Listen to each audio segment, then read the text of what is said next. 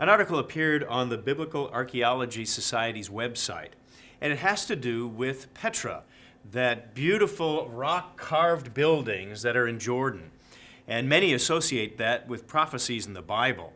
Now, one of the interesting things is, you can take a look at the picture here that I've posted, is they've done a study that seems to indicate that those buildings were constructed with the movements of the sun in mind, that there might have been astrological impact in that construction.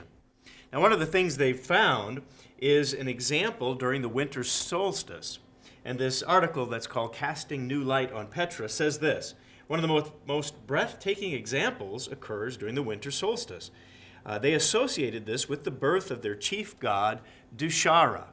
And when that solstice would occur, as you can kind of tell by this photograph here of their main building, is that it illuminated the sacred altar within.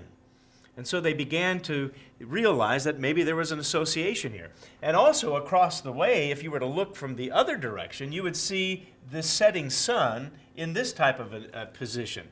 And supposedly this rock formation looks like the head of a lion, which would be one of their chief gods as well. Now, it's not a proven thing. It's a fascinating theory that is very interesting. And what it reminded me of, not just the facts of what may or may not have been, but it also reminded me of some of the things that God speaks against in the Bible. I was recently going through Ephesians. In Ephesians chapter 6, verse 12, it says, "We don't wrestle against flesh and blood, but against principalities, against powers, against the rulers of the darkness of this age, against spiritual hosts of wickedness in heavenly places."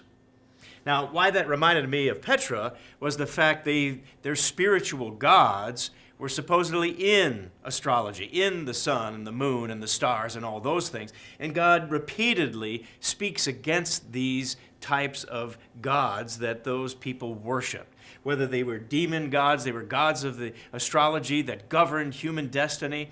God says that's ridiculous. In fact, in Zephaniah, he tells us that eventually they will be totally cut off, those that worship these types of beings that are just non-existent. So I think that's just an important thing as more and more comes out, especially with some of the New Age movement and the way that people today worship so many things that just are not God. Be sure you're worshiping the one true God. Well, that's BT Daily. We'll see you next time.